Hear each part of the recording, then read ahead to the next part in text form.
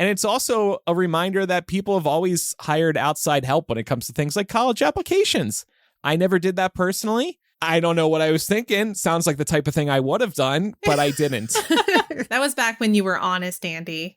Then you became a Slytherin, and it all just went downhill from there.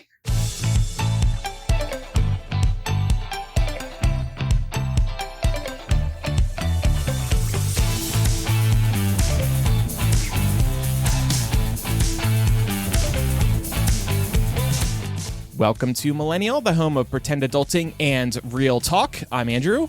I'm Laura. And I'm Pamela. Maybe I should have said real TikTok talk because it's a big day in America. Very big day. March 13th in the year of our Lord 2024. It's not just my brother's birthday, but also the House of Representatives is going to be voting. Happy birthday, Ryan. Today on a bill that would force ByteDance to sell TikTok within 6 months or face a ban in the U.S. And it appears to have picked up quite a bit of steam. Speaker Mike Johnson and President Joe Biden are both in favor of the bill. Biden said he would sign it. And Trump was actually all for signing or for banning TikTok as well, while he was president, that is. This week, Trump flipped on his previous stance to ban it. Notably, he also met with a major TikTok investor and GOP donor within the last week. So that's probably why he flipped. I don't know it to be a fact. I just know it's true. Andrew, why do you jump to these assumptions? I'm sure it is all above board and there is no conflict of interest whatsoever, because that's just the Trump way. Well, he did say one thing I agree with. He said we shouldn't ban TikTok because it's just going to make Facebook bigger. And that's, I mean, a broken clock is right twice a day. That's true. Everybody would probably flip or, flip or flock to Instagram Reels and just Instagram in general if TikTok suddenly disappeared. But there's also questions about how could a ban be put into place in an entire country. It would be fascinating to see how this all rolled out. Oh, and there's free speech concerns here. Yeah. Supporters of the bill argue that TikTok is a national security threat and is addicting to children. And this is just an easy one for them to rally around because they want to fight A, China, and B, big tech and phone addiction. So it's like, oh, we can kill two birds with one stone. Is TikTok going to get banned? Well, I don't know about that, but I do know that the child angle, while it is interesting, isn't it up to the parents to set limitations and parameters on how much cell phone use or iPad use they have anyway? So, that's an easy fix on my end. I don't feel like they have very much of a leg to stand on there. And you can also argue that also social media is addictive to children. So it's kind of a flawed argument unless they're trying to ban other platforms too. No, I mean, this is a super convenient thing for everyone to go after because everyone loves to hate on China politically. So they're getting to hate on the things that they love to hate on the most at the same time. Social media and China, two things they don't understand. But honestly, I will say, I think it's really nuanced, but I think they have a point. I think there are really valid concerns about TikTok and the sheer amount of data that TikTok is able to collect on 170 million Americans. There is potential for social media of any stripe to be used to run disinformation campaigns. So I can understand this being a serious security and privacy concern for our people, but also for our Congress. And it's just kind of flooring me to see them agree on something. Yeah, that is surprising. I didn't think that would ever happen again in my lifetime. Who knew TikTok was going to be the rallying cry they needed? America, yeah, the greatest Chinese export for the whole world, and we're trying to ban it now. On the national security thing, a good thing to keep in mind, too, is that China does not need TikTok to spy on Americans. They have other ways. They can go out and buy data from these dark web sources, too. It's not just like TikTok it has been their exclusive way in. We were just talking about this spy balloon for last year, for example, one very small example. Don't forget about the spy balloon. Don't sleep on that thing. You have no idea what it's capable of. Let's say TikTok gets banned. They should send like 1,000 spy balloons over America and they all say TikTok on them. Oh my God, that would be too funny. Sweet. And they're all playing TikToks in the air or something. But okay, what gets me is that Biden is actually in favor of doing this in an election year when he wants the youth vote to turn out and vote for him. This is going to piss off a lot of young people. And in an election year, I don't understand why this is happening now. I think just because the energy is behind it to get it done. And I think he's also kind of taking somewhat of a hands-off stance on it, because anytime he's asked, he's just like, yeah, if you pass it, I'll sign it. So I think he's also calling their bluff in a way, because how much is this Congress actually getting passed? How much has Congress gotten passed at all ever since Trumpism was dropped on us? That's probably exactly what he's saying to his grandkids. Don't worry, guys. I'm not actually going to kick you off TikTok. I'm just bluffing because I don't think they're going to send it to my desk. Well, it is funny because obviously he has done at least one campaign TikTok. So it's very interesting to see him using the platform as long as it's available, but being in favor of banning it. And by the way, so yeah, America could say, ByteDance, you have to sell TikTok. So it's no longer associated with China. China doesn't want ByteDance to sell TikTok. They're not going to let them sell TikTok as things stand right now. So we're going to reach an impasse potentially here if this bill actually gets to Biden's desk. So that's what's happening. It seems like it's going to pass the House today. There's a pretty good chance of that from what I can tell. Maybe I'll be eating my words in 6 hours after this is released. But also a little embarrassing for Trump if he's calling for this bill to not pass and then it does. So maybe a sign of his. We'll see. It worked for him on the border bill. Congress was there was bipartisan support for this bill. It was actually the most conservative piece of border legislation we've had in recent history. And Democrats and Republicans were on board. And then Trump was like, I don't want to give Biden a win in an election year. So can it? And all of a sudden you had these Republicans who had been firmly in support of this legislation do a complete about face. So who's to say he wouldn't do the same thing here? We will see what happens. And we're going to talk a little more about Biden today, but that'll be later in today's episode. I wanted to update everybody on a interesting ChatGPT situation. It turns out that the words, the writings, the artistic stylings of ChatGPT have been very noticeable in college application essays. And things are actually going full circle now because applicants are turning back to humans for help to punch up their ChatGPT work. This winter and spring actually marks the first full admission season since the explosion and broad adoption of ChatGPT and other generative AI. And Forbes recently spoke with essay consultants who say students turn to them for help with their college applications.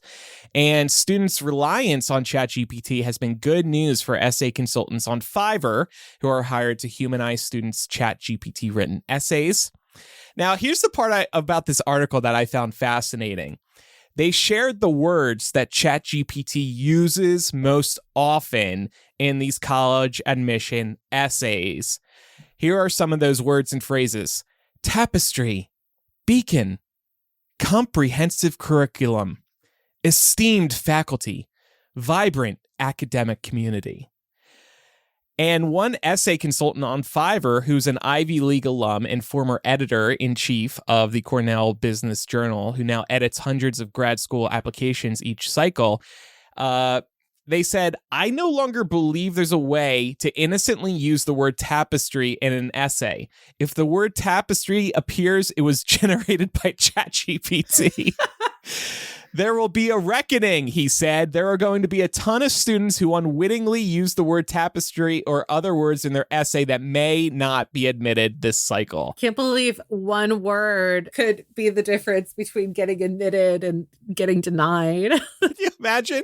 My essay was perfect, Mom. I have no clue what was wrong. Imagine all the kids that applied for early admission consideration, they're reading this report now, realizing that they used the word tapestry but didn't actually use ChatGPT. That's awful. I would scream into the void. I would too. What they're doing is they're going to ChatGPT and saying, give me synonyms for tapestry. Give me other words for tapestry. I can't say that one. Or saying, fuck you, ChatGPT. How could you? I trusted you. If we were applying for a college today, would we consult ChatGPT or other AI tools for help? I feel like I would, because it can help spark ideas. But sometimes it's just so disappointing in its answers, or the answers don't really make sense to you, that it just leaves you uninspired. Like, it's almost a bad thing at times, because you're like, this is so stupid what it just told me, so fake, so not me, that I've suddenly lost my creative juices. Yeah, like I could do it better myself, so I guess I should just do it myself. I might use it to get a basic template to work with, to give me a starting point, to kind of inspire me, give me some ideas.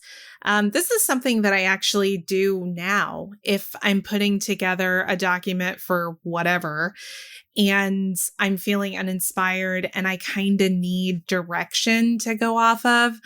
I'll type like a short paragraph into ChatGPT being like, give me a template for if I want to write an email about this specific thing and I want it to have this tone. And it'll do it. And then I can take what it gives me and I can actually personalize it to myself.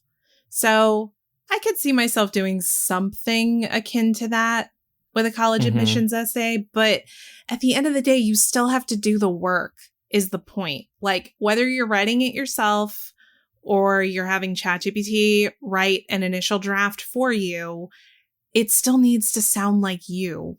And what ChatGPT is producing probably doesn't. It sure didn't for me. Yeah. Yeah, I think that it's easy in hindsight to sit here and be like, oh, I could do it better. I know that that's something that I said to both of you when we were planning this discussion. And I think my reasoning is that I feel like it takes longer to come up with a direction to give ChatGPT in the first place that, you know, sets it on the right path to create something that maybe even vaguely sounds like it relates to you. On the other hand, I also remember applying to schools and having to do, you know, like 6 different college essays, all with different prompts. By the time you get to the third, you're running on empty. I mean, and I'm sure that that's what's happening with a lot of these kids too, with like good intent. And so I think I agree that it has the potential to help at least spark some inspiration and give you an idea of like what brevity should look like. You know, if you're working with a word count, like a lot of these personal essays require you to do, or it could help guide you in some way. But I do think that, you know, you shouldn't like be copying and pasting it over, because that's just, it feels like a recipe for disaster. Yeah. To the point you said a couple minutes ago, I think the point you're making about like getting it to work in your favor can sometimes be like so much effort that it's not even worth it. This reminds me, I used to, well, I still know this person who loves setting up like automated workflows to help like improve his like day-to-day routines on the computer. And he's just the type of person who loves like solving this type of puzzle. But I noticed when he used to tell me about these, he spends so much time actually trying to get the puzzle to work that he could have just done it himself faster. And then he doesn't get anything done at all. I feel like automating less can actually be a good thing, because it can take too much time to get things done right, or you have to fix things again and again. You just have to be a fast-moving, dependable person. Be the robot you want to see in the world. Yeah. You know, it's funny. We actually went and saw Neil deGrasse Tyson over the weekend. He was at the Fox Theater in Atlanta, and he talked about this exact thing and raised the point that AI can only do what humans teach it to do. So the new name of the game is leaning into your human creativity and embracing it, because we can't teach ChatGPT how to do that. But apparently we did teach ChatGPT that we use tapestry a lot. Isn't that interesting? Like, why does it like we that though? word so much? Like, Well, that's what, if it's based on how we communicate online, it's just pulling in all these different data sets. I will say that, like, to that point, I think I even remember when, going to see the college career counselor or whatever, that they would always tell you to try and like punch up things by using a thesaurus, for example. yeah. So I think that ChatGPT knows that there's like a certain amount of purple prose, if you will, that you should include in an essay to make you sound more highbrow.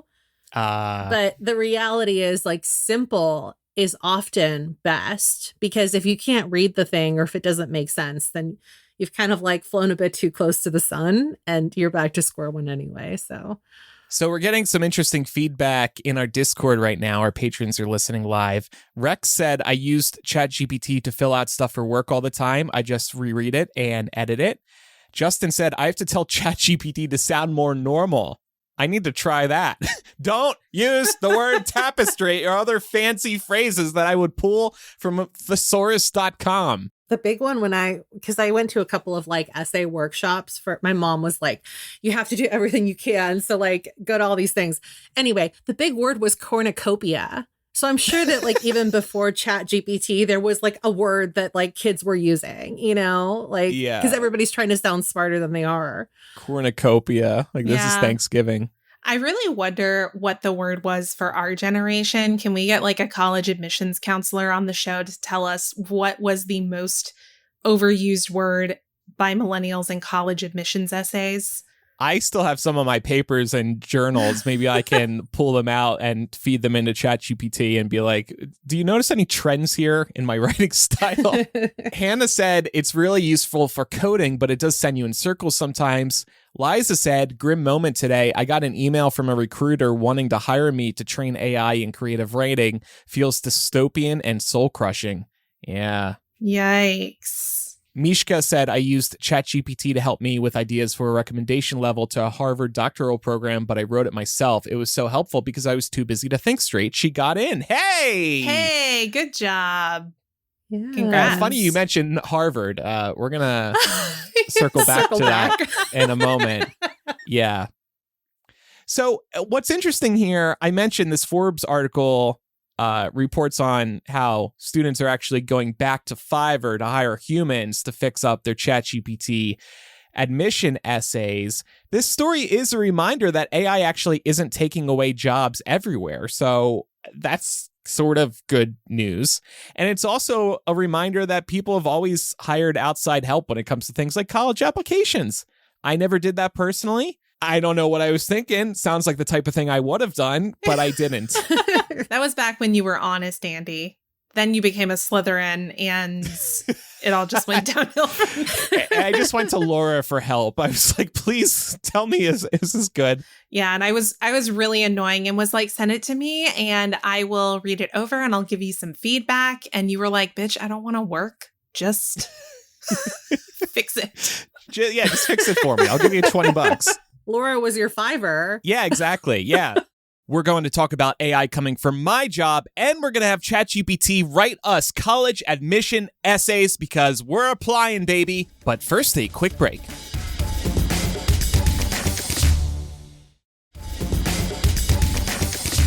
So, Andrew, I am curious while we're on the topic. I have heard about AI tools that can help with editing podcasts. As an editor, are you worried about the robots coming for your job? I'm glad you bring this up. It is something that has been on my mind. I've used some of these AI tools, and some of them are all right. They can really improve sound, actually. There's some really nice ones that can bring like a terrible microphone back to life. One of them just came out this year, and it's truly stunning to me. I feel like a magician now that I have it. But most of these tools aren't accessible to like the masses unless you already have a lot of experience editing anyway, because they require other apps. And there's also tools that will like help us select quote unquote highlights from the show that then we can repurpose onto social media, but they're not good yet. So, like, there's some cool AI tools in the podcasting world, but they're still so far off, I think, from being solid. Not to mention, sometimes you still need that human touch, like these people are doing with the college admission essays. You need a human brain to make decisions when it comes to editing or selecting clips. There's a talent there that I don't think that can be replicated. I feel like you should just regard something like that as a tool.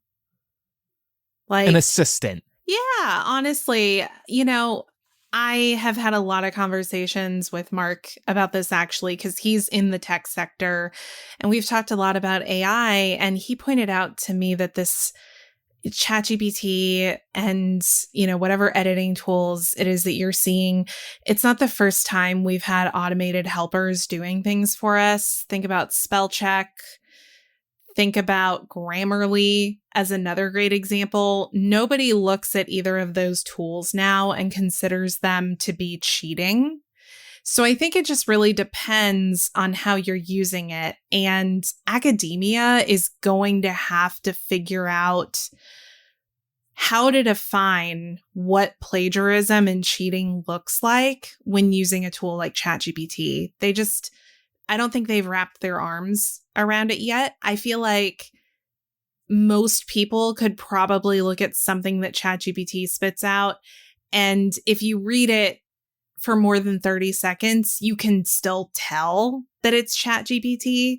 Now, if somebody goes in and makes their own edits and makes it, sound like it's in their own voice, that's completely different. But I think it's really clear when somebody's using ChatGPT to cheat because they're usually lazy about it. Yeah.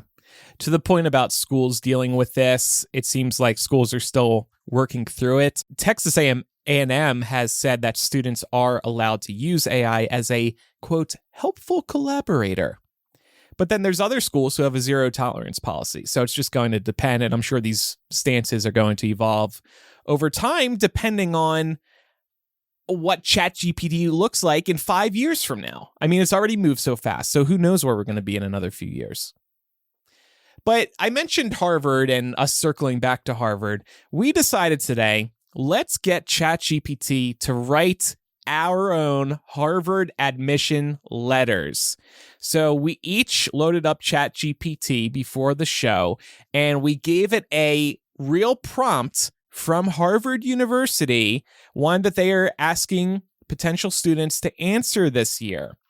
The prompt is, Harvard has long recognized the importance of enrolling a diverse student body. How will the life experiences that shape who you are today enable you to contribute to Harvard?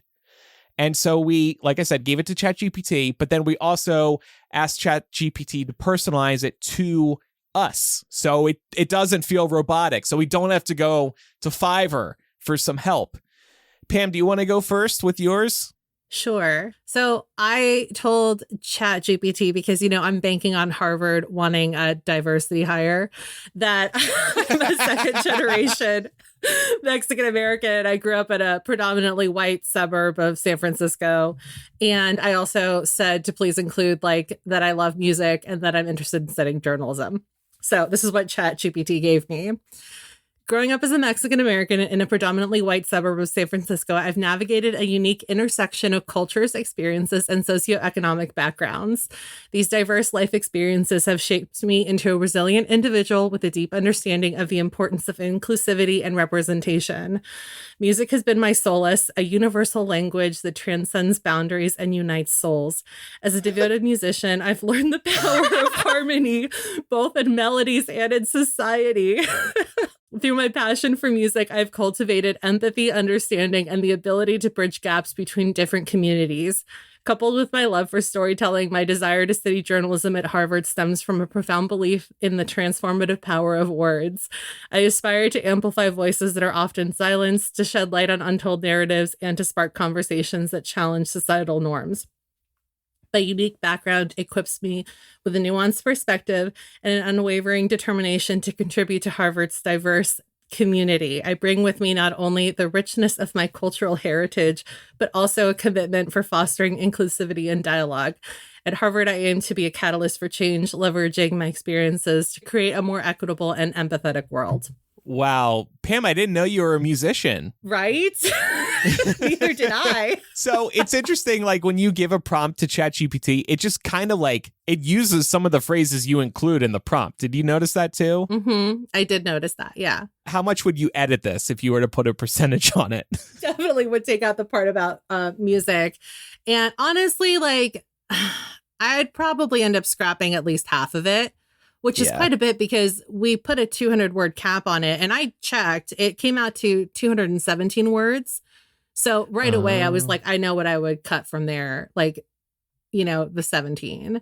Yeah. But yeah, there's definitely some stuff that I would trim out, and I would probably end up reworking it quite a bit. But you told ChatGPT 200 words and it still went to 270? Yeah, 17. 217. Yeah, okay. It's close. It's close. I just counted mine 194 words and I gave it that 200 word limit too. It has less to say about me. I'm less interesting. Laura, do you want to go next? Yeah, sure. So I realized that in this experiment, I'm definitely the lazy student who's like giving ChatGPT minimal information and guidance. So what it came up with was not as relevant to who I am as a person necessarily. So I said, hey, please write a Harvard College admissions essay, 200 words. You opened it with hey. You're sending. That's so polite. It was so hey, demanding. how you doing, ChatGPT?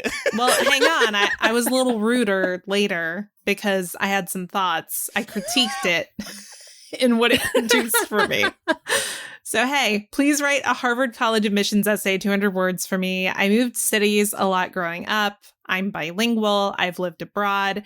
I'm a podcaster. I love dinosaurs and my dog Canella, who I got after someone abandoned her in a dumpster. So this is what it came up with based on that. God. As a nomadic soul, navigating diverse landscapes, both physical and cultural, my life had been... Here we go. My life has been a tapestry woven with threads of change and adaptation. Growing up amidst constant relocation, I embraced the richness of diversity, becoming fluent in multiple languages and embracing global perspectives. These experiences shaped my character, fostering resilience and empathy. Living abroad amplified my curiosity and appreciation for different cultures, instilling in me a deep respect for the interconnectedness of our world. As a podcaster, I amplify voices from various backgrounds, fostering dialogue and understanding across boundaries. My passion for dinosaurs reflects a fascination with the past and a curiosity about the world's intricate history. Yet, amidst the flux of my journey, one constant remains. Canella, my loyal companion rescued from abandonment. Her resilience mirrors my own, reminding me of the transformative power of love and compassion. At Harvard, I envision weaving my diverse experiences into the fabric of the community, enriching discussions with my unique perspectives. Whether exploring ancient civilizations or advocating for marginalized voices, I aspire to foster inclusivity and ignite curiosity within the Harvard community. My journey is a testament to the transformative power of diversity, and I am eager to contribute to Harvard's vibrant mosaic of knowledge and experiences. What a load of horse shit. I liked some of that.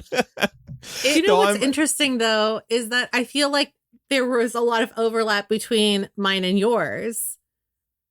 Like, there were some words that popped out, you know, it's like similar language, same, but different, if you will. Yeah. Did I hear mosaic in yours too, Pam? I didn't have mosaic, but like the emphasis on like the diverse community and like diverse life experience. Yeah. So it's funny that like none of that showed up in this study, but like just between like us doing this, maybe it's like the Harvard prompt. It is the prompt like, must be it. Yeah. It's talking about a diverse student body. Okay, that's why. Yeah. So I'm just imagining Harvard reading this. What was the line about dinosaurs? I'm passionate about dinosaurs. Oh, yeah. Hang on. I would totally get in. My passion for dinosaurs reflects a fascination with the past and a curiosity about the world's intricate history. If I was reading this at Harvard, I'd be like, what is she, 5? Passion for dinosaurs? Yep. It started when I was 5, when I saw Jurassic Park, so that tracks. Okay. Yeah, Do you think I should, for funsies, should one of us apply? See if we get in? Yeah. I will say that I told it after it sent me this, okay, write it again, but with a different word than tapestry and just overall better. Did it comply? Well, it didn't write it better, but it started replacing tapestry with mosaic. And then it still used tapestry in the last paragraph. Like I wasn't going to catch that shit. So I was like, write it again better and do not use the word tapestry at all. And then it did it again. And I was like, write it again without tapestry or mosaic. And then it said fabric. Gosh. It started using fabric instead of those two terms. You short-circuited ChatGPT. Like, it didn't know what to do without that word. It has to use that word all the time. It's its prime directive. And that explains why so many people are having that word come up in these essays. Yeah. Okay, so for mine, I said, touch on my experience coming out gay in a white suburban community while managing an online community that celebrates diversity. Include a fun lyric from Kesha that connects to the points I'm making. So, my journey as a gay individual in a predominantly white suburban community, juxtaposed with my role in managing an online community celebrating diversity, primes me to enrich Harvard's diverse student body. Coming out in such an environment demanded resilience and courage, forging in me a profound appreciation for the nuances of identity and the imperative of inclusion. Through this experience, I've cultivated empathy and advocacy, championing for marginalized voices and fostering understanding, even in challenging settings. It's just word soup. Simultaneously, my leadership in managing an online community that celebrates diversity has refined my ability to nurture inclusive spaces and amplify underrepresented voices. Guiding constructive dialogue and fostering a sense of belonging among individuals from varied backgrounds has become second nature. As Kesha's lyrics suggest, we are who we are. Embracing authenticity and diversity empowers us to create vibrant communities where everyone can thrive. At Harvard, I'm eager to leverage these experiences to contribute to initiatives promoting diversity, equity, and inclusion, both within the campus community and beyond. My journey as a gay individual navigating a white suburban community and my role in fostering diversity online uniquely position me to enhance Harvard's rich mosaic of perspectives and experiences. Oh my God. Honestly, all of these read like the DE&I pages of massive corporations that are trying to make it sound like they know how to foster diversity and inclusion. Like that, it's giving big capitalism. But honestly, the Kesha lyric was perfect. We are who we are. Yeah. Like, that's perfect. And Rex is asking, did ChatGPT spell it right? Yes. They didn't. They did we, letter R, who we, letter R. So ChatGPT is down with the music. Hey, it has to be authentic. Oh, yes. Yeah, it was really authentic, this whole thing. Pam, you actually had a semi-related story about your time in college? Yeah, I did. I wanted to talk about this because one of the things that that came up a few times in this discussion was, all of us saying like we could probably write it better. But Laura brought up a really fantastic point when we were first broaching the subject of covering this, that for a lot of kids that don't have the fundamentals down, they actually can't write it better. And that was really jarring for me to experience firsthand when I was starting my journey at San Francisco State. So basically, to give a little background, the way that the general ed requirement works at San Francisco State, specifically for the English department, is you have to take English 101. But then if you pass, and the passing grade would be, I think it was like a C, then you won't have to take English 102. So like you would be done with your English G requirement. So I had the unfortunate luck of having a teacher that I think just did not like me. And I ended up getting a D in English 101, which not to toot my own horn or anything, but like I definitely did not deserve because I know I'm better than a D. Yeah. Right. And I was like turning in all my work and like everything. I tried everything I could to like get my grade up, and she still would not give me higher than like a C- on any of my essays. It was insane. What was her beef? Did you ever find out? No, I have no idea. So the one of the things that she said could like help me get my grade up was to go to basically like remedial English tutoring. And that was done by volunteer basis for like with college kids that were studying to be English teachers, like they wanted to be English teachers. So you would go to this study hall with them and they would help you with your essay to like hopefully give you a better understanding so you get a better grade in the class. So I showed up there and I got paired with this really lovely student. And she was like, okay, like, where's your work? And I showed her and she's like, this is actually not bad. Like you have a couple of like little errors here, but like we can definitely like clean those up. But other than that, you're in good shape. I turned it in. I go back the next week and she's like, how did you do on your essay? And I was like, I got a D. And she's like, what? And I said, yeah, I got a D. And she's like, that's ridiculous. So then like this happened like 3 more times and she like didn't understand what was going on. And it got to the point where like I had 4 tutors looking at my essays. Oh my and being gosh. like, there's nothing wrong with these. Like, I don't know what to tell you if she's not grading you right. And I wish I would have known at the time that I probably could have like taken it higher to like contest it with somebody else. Because if you're going to see like people that are supposed to be experts and they're telling you that nothing's wrong and like your paper is like a B+ A paper, then like you should probably be alerting somebody higher than that. I just wasn't aware that that was something you could do. So anyway, I ended up failing this class, got a D, had to go to English 102, and English 102 was severely impacted. So I ended up actually taking English 102 through the African Studies department because they had like subsections of that. And at this point, I was just like, whatever I can get into, I'll take. So I get into this class, which is predominantly Black students. I would say it was like 80% Black. There may be like 40 kids there. And that was the first time I really saw the disparity in terms of like the quality of education that I was able to get. Having come from a very affluent community. My mom was a single mom. We always grew up. We were like maybe like lower middle class. We were not rich, but the county that I lived in, the city that I'm from, was very rich. And so the schools were financed by good taxpayers. And a lot of times parents would invest back into the schools. And that just kind of like breeds a better quality of education overall. So anyway, I get to this class and the kids in there were so behind that we would basically spend the entire 2-hour block that we were in there figuring out how to write an essay together, sentence for sentence. And I'm talking like basic essays. Like the teacher would get up there and say, today we're going to learn how to write a persuasive essay.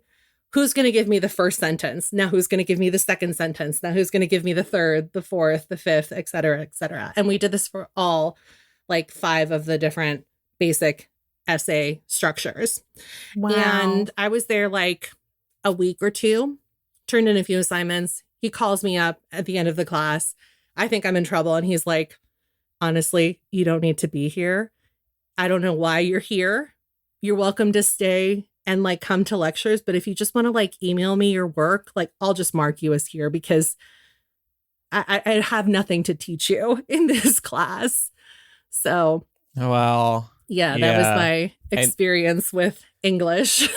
at university. Yeah. And so frustrating because you're doing everything right and you have multiple tutors trying to help you out and they think you're doing everything right. And then yet this teacher is still nearly failing you. That's so frustrating. I can't imagine going through that. Yeah, it and feels tanked personal. my GPA. Yeah. Absolutely tanked my GPA right from the start, like right out the gate, because that D brought it down. It's like, it's a, what is it? An unweighted GPA? Okay. A weighted GPA. I can't remember now. Yeah. But like, basically like it tanked it. I worked so hard to get it back up to like above a 3.0. It was so hard because of that one D. Yeah. Wow. Yeah, that's ridiculous.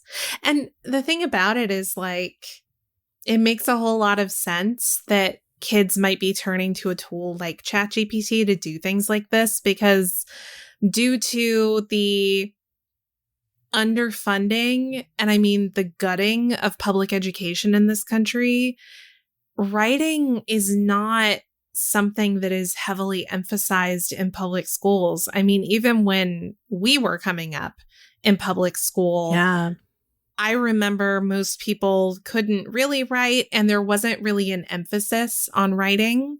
I fortunately have parents who are good writers, so they were able to teach me, but most kids don't have that.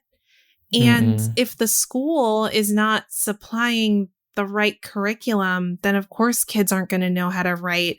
And then these remedial classes absolutely need to exist as a way to like level set people when they go for higher education.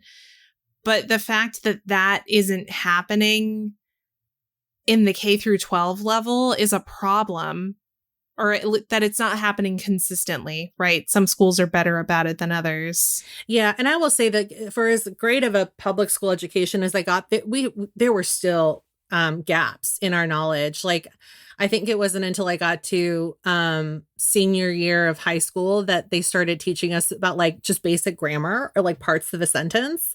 That was something that we just didn't learn. But obviously, like a lot of it is intuitive if you have a good foundation, right?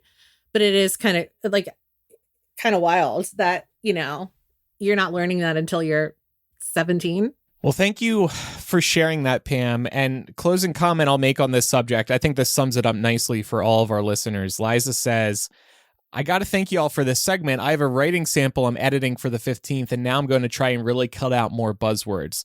No matter what you're using ChatGPT for, if you're using it, cut out buzzwords, because people who are going to be reading what you write might be already looking out for ChatGPT written articles. If you're competing for something, if they see a lot of buzzwords, they're probably going to be like, oh, here is yet another ChatGPT piece.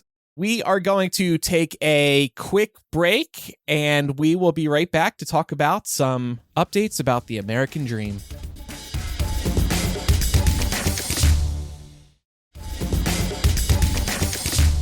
We are going to shift focus now and talk about the American dream. Just kidding. Just kidding. We're not going to do that. It's still a fucking clown car in this country. Well, that's what you wrote in the doc. I wrote American Dream, best country in the world. Wow. Which is Laura's a staunch Republican when she's planning the show. It's a TikTok trend. As I said, it's still a fucking clown car in this country. But I think that we all breathed a sigh of relief at Biden's State of the Union performance, right?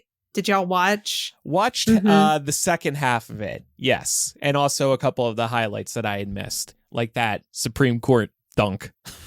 Well, there's been a lot of commentary about Biden seeming very lively, very fiery, which is a stark contrast to the expectations that were set for him ahead of time. I think given the fact that he showed up and he was able to string words together and not fall over his podium, basically meant that it was a success because Republicans had done such a good job of lowering the bar that if he came in and performed even okay, he was going to come out looking really good. I think that he actually did a good job with the speech. Yeah. The headlines afterward was that it was a fiery, passionate, energized speech.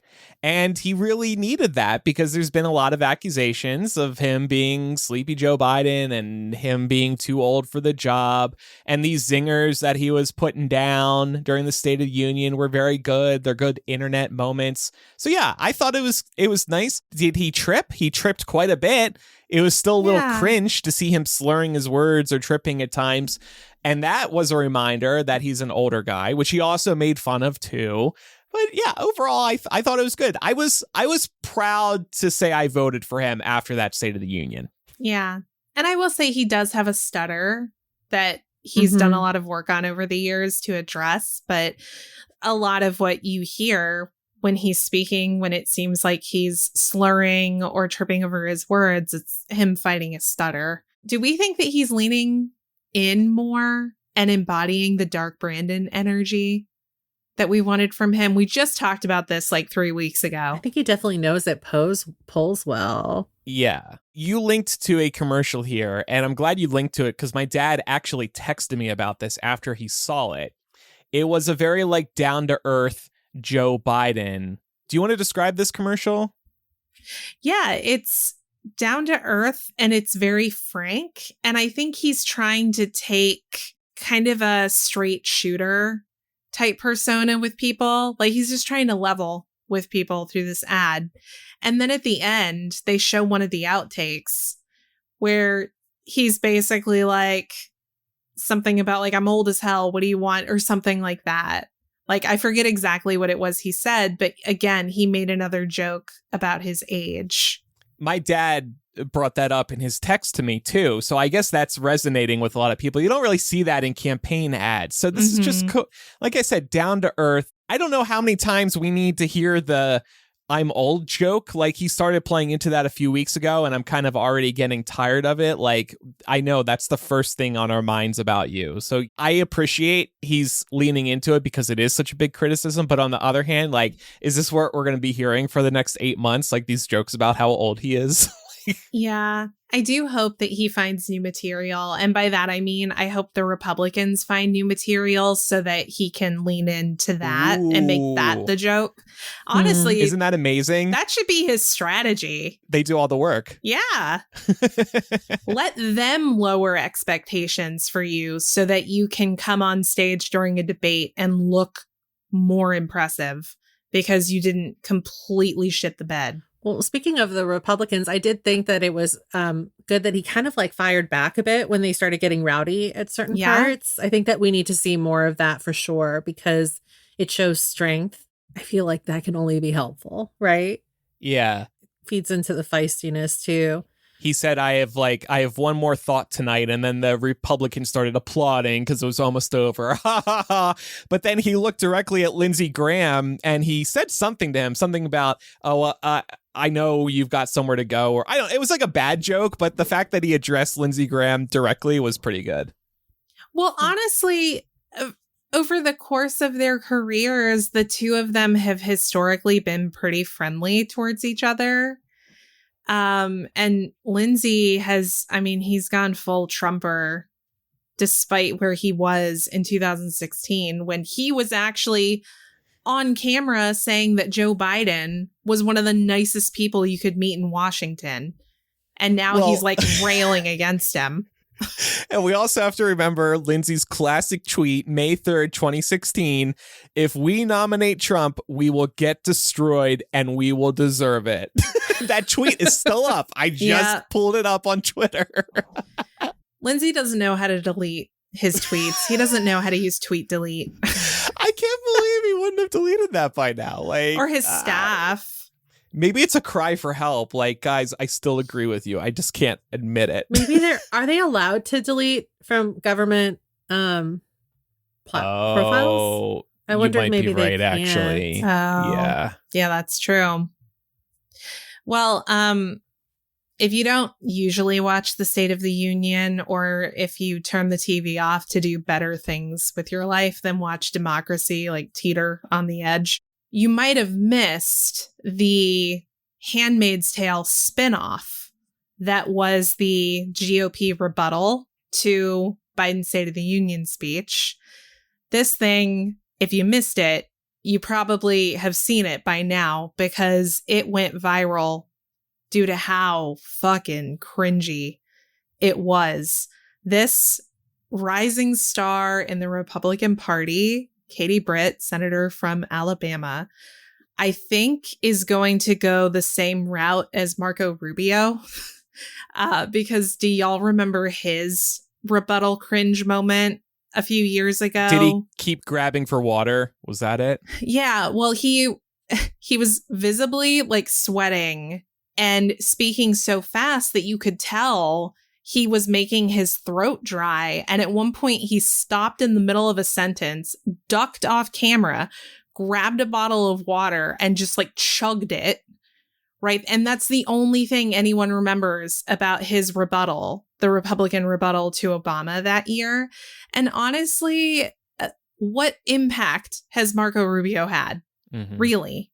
Mm-hmm. So I think Katie Britt's time as a rising star is probably coming to an end.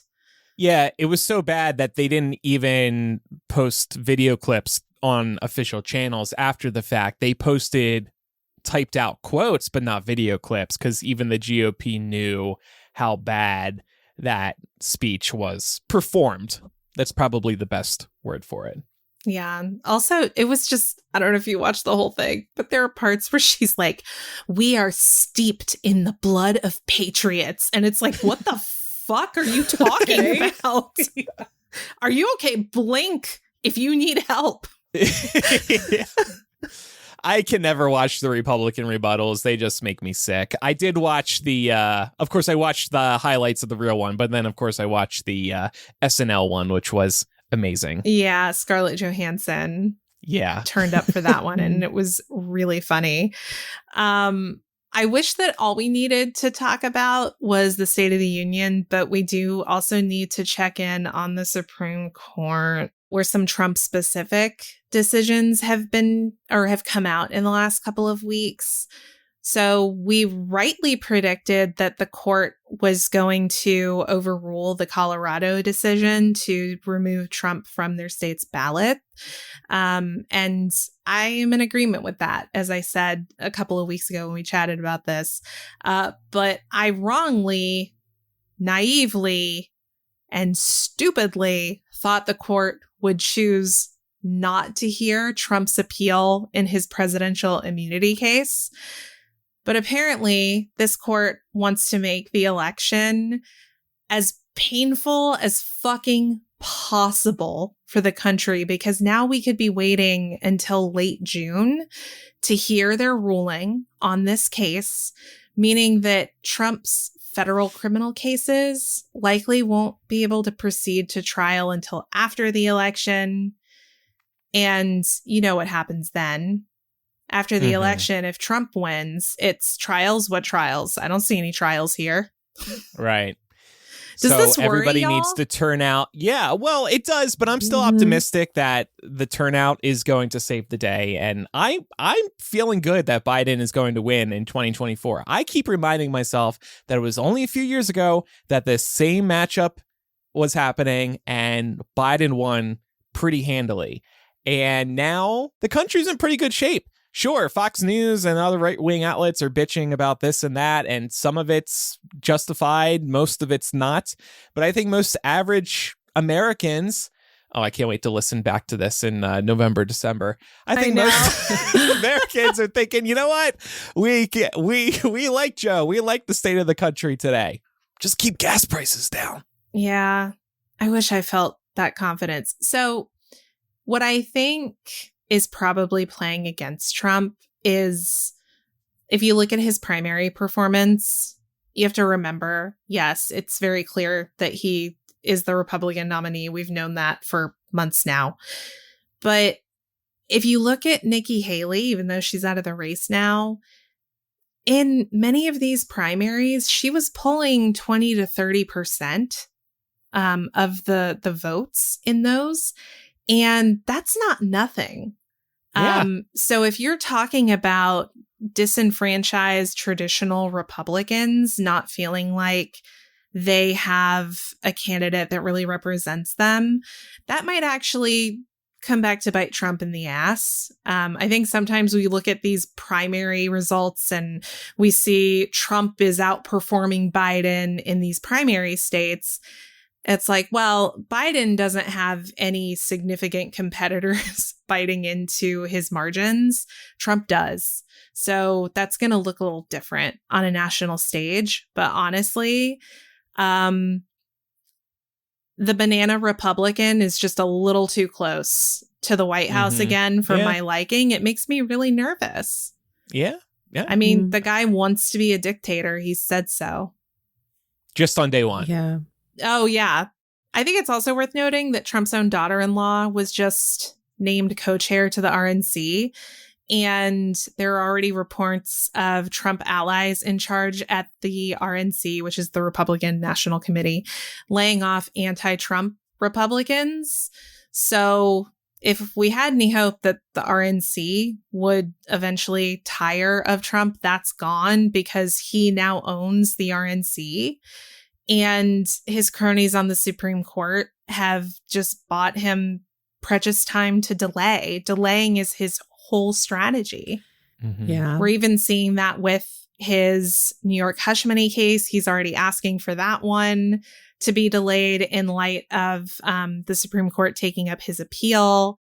And you would think that, well, at least we still have the Georgia election interference case. That one seems pretty solid, open and closed book. Unfortunately, the Fulton County District Attorney made a really big fucky wucky, as they call it in the industry. It turns out, as the TLDR, that DA Fani Willis has been engaging in a romantic relationship with Nathan Wade, who she hired as special prosecutor on this case. So the Georgia Trump trial has now become the Georgia Willis trial. In Georgia, a judge is currently looking at whether or not they're going to take Fani Willis and her team off the case entirely and get someone new from the DA's office on it. But what's so annoying to me about this, and what just hurts my fucking brain about this, is this particular case was probably the closest thing to a slam dunk, and it probably still is, that we have in these cases. We literally have the guy, like, audio recorded trying to browbeat the Georgia Secretary of State into finding votes that didn't exist so that he could subvert the results of the election.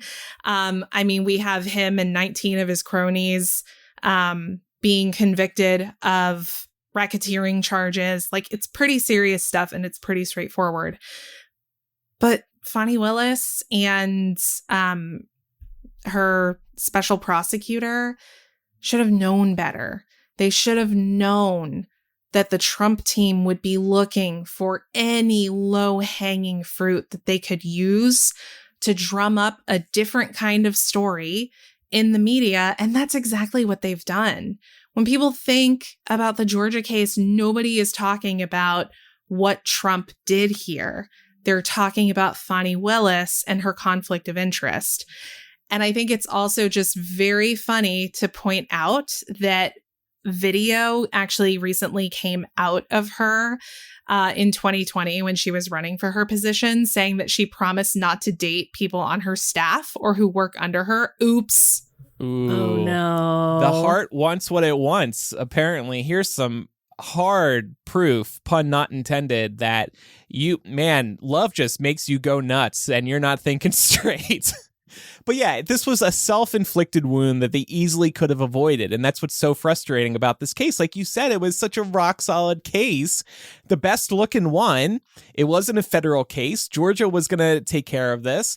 And now it's been impacted. And now the right gets to keep bringing this up for the rest of time. Yeah, exactly. And it's all they're shouting about, by the way, on their various platforms. And it just pisses me off because I'm like, this is bigger than you and what your heart wants. Like, fucking zip it up get the shit done, and then Jerk go on. off. Yeah. Then go on every expensive vacation together that you ever wanted to. And don't worry about somebody asking you to explain who paid for what. Like, yeah, are you fucking crazy. serious? Like, it's crazy. This is huge. This is probably one of the biggest cases of the century.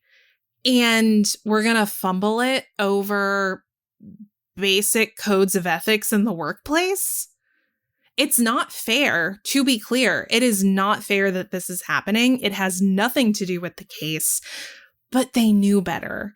And it pisses me off that they were so cavalier and apparently didn't put any forethought into how this could be dragged into the media circus arena. And that's exactly where we are. So just pisses me off.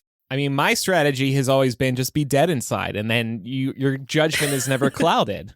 I'm never impacted. Never? Well, it's crazy that she wasn't even like selfishly thinking about how it could hurt her own public image. You know, like, of course, like you should be thinking about the greater good that this case could do, to Laura's point.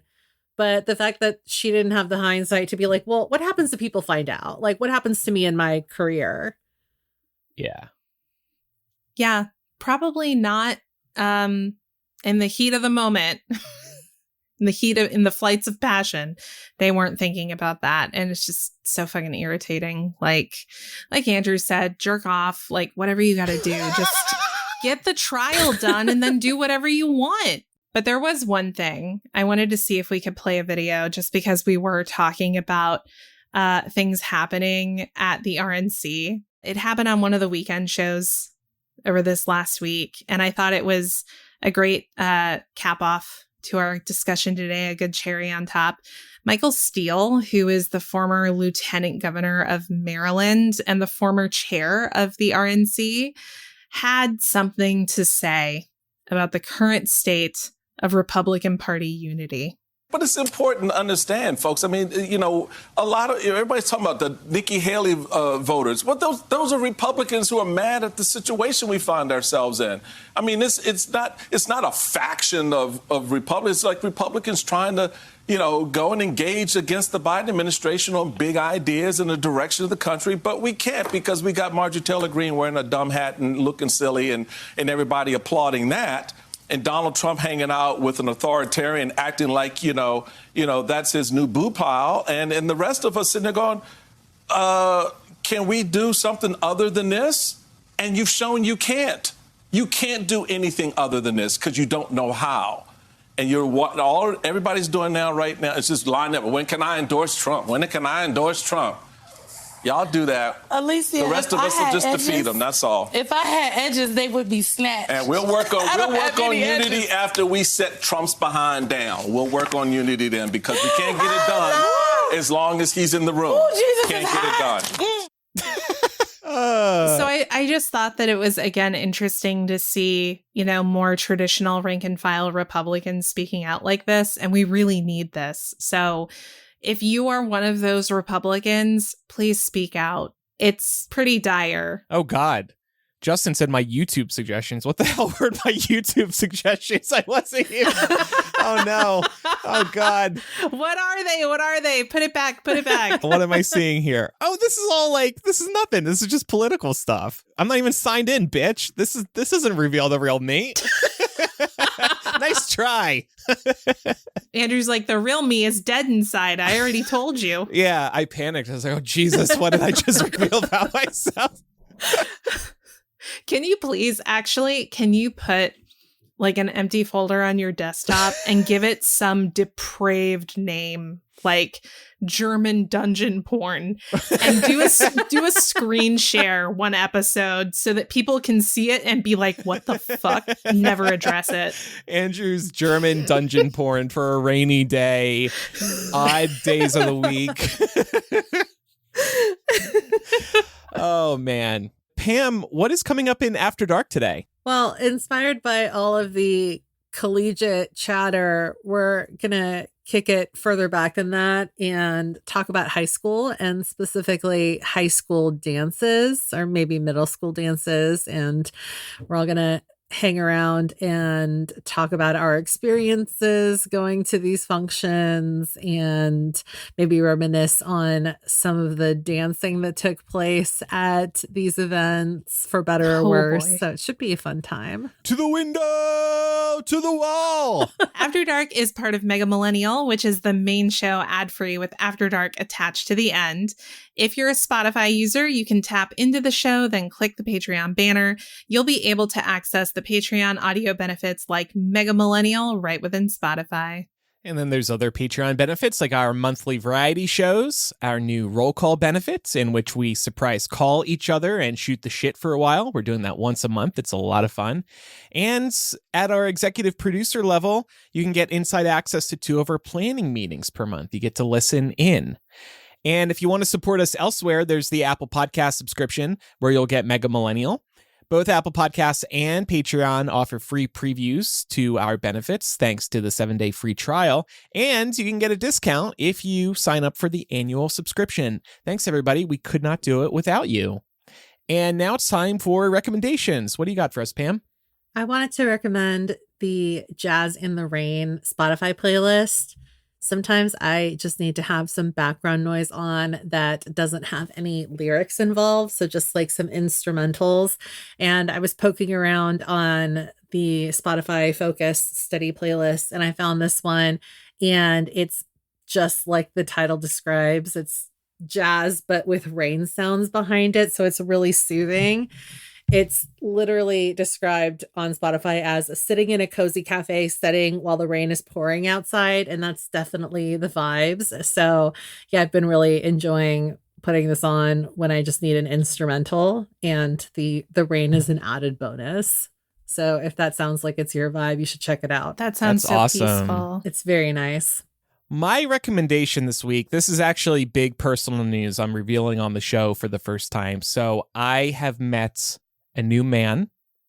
As time goes on, you evolve, your wants and needs come and go. And don't worry, though, Pat is still in the picture. It's just that I have adopted a squishmallow. I think that's how you pronounce it. It's a stuffed animal. One morning, I was sitting there in bed, cuddling basically my blankets. And I was like, you know what? And I do this a lot. And for the first time, a couple weeks ago, I thought I should be like cuddling a stuffed animal. But I was like, oh man, grow up, Andrew. That's so lame. But then the more I thought about it, the more I was like, oh yeah. And then I heard about the Squishmallow. And y'all, I would like to introduce to you today Little Gouda. That is his official name. He is a grilled cheese. Oh my God, that's so cute. That is very cute. Together. The material they make these things with, oh my God, they are uniquely soft. And I am just obsessed. I think this is a 12-inch one. I got it at Target. If you've been to Costco, you know you can get these a lot bigger. But he just makes me so happy, and I cuddle with him every night now. Even Pat was touching him the other morning, and I was joking about how I'm being cheated on. And Pat just loves touching his cheese that's oozing out of his sides. He's so great. I'm obsessed with him. Quotes to be taken out of context. Pat just loves touching his cheese that's coming out Do of you his see sides. this cheese on the sides? It's like a different material. It's even softer. And now I'm looking at us cuddling in the camera, and I'm just like, oh, we're so cute together. That's so cute. Pro tip for you or anyone else listening that has like nieces or nephews. I got my niece 2 Christmases ago one of those giant squishmallows from Costco, and it went over so well because she was 3 at the time. And even carrying it out to the car, I was like, wow, I just like this. Maybe I'll just get one of these for myself and use it as a chair or something. It's like a memory pillow. Yeah. Oh, it's just, I see the appeal for sure. Yeah. I'm going to have to, well, first of all, I think Pat's falling in love with Lil Gouda. He's going to have to go adopt his own, though, because nobody's touching my Gouda. Maybe he should get an avocado toast. Yeah. Do they make one? Probably. Or like a peanut butter and jelly. Yeah, they probably do all of that. So yeah, my recommendation, whether you're shopping for a child or an adult, are the Squishmallows available at Target, Costco, online, of course. And I'm going to recommend a little podcast. I don't know if any of y'all have heard of it. It's pretty niche. Star Talk, which is Neil deGrasse Tyson's podcast. It's not tiny. It's actually really big, and you've all probably heard of it. But just recommending it because, again, I so enjoyed getting to see him this last weekend, and I love listening to nerdy science talk. So if you do too, then this is the show for you. Well, make sure you're following the show in your favorite podcast app so you never miss an episode, and leave us a review in Apple Podcasts and or Spotify. Spotify also offers podcast listeners the option to submit feedback right within an individual episode page. You'll see a box under the Spotify episode player that says, "What did you think about this episode?" Then you can use that to send us feedback, to tell us I love you or fuck you or whatever you want to. But preferably the I love you would be desirable. Or constructive criticism. That's good too. Yeah. To stay in touch with us, you can email millennialshow@gmail.com or use the contact form or confessional on millennialshow.com or reach out on social media. We're Millennial Show on Instagram, Twitter, Facebook, and Threads. And over on TikTok, before it's banned, very nice insert, Andrew, we are at Millennial Pod. I didn't write that. Little Gouda did. Little Gouda's very concerned. Oh, really? Yeah. We talk about it all night. I missed his arms. Are they kind of hidden in the... He's got an Apple Watch and he dictates with Siri. Raised them right. After Dark starts in a moment for patrons and Apple Podcast subscribers. Thanks, everybody, for listening. I'm Andrew. I'm Laura. And I'm Pamela. And I'm Little Gouda. Bye, everybody. Bye, everybody. Bye. Don't forget to make grilled cheese. Yeah.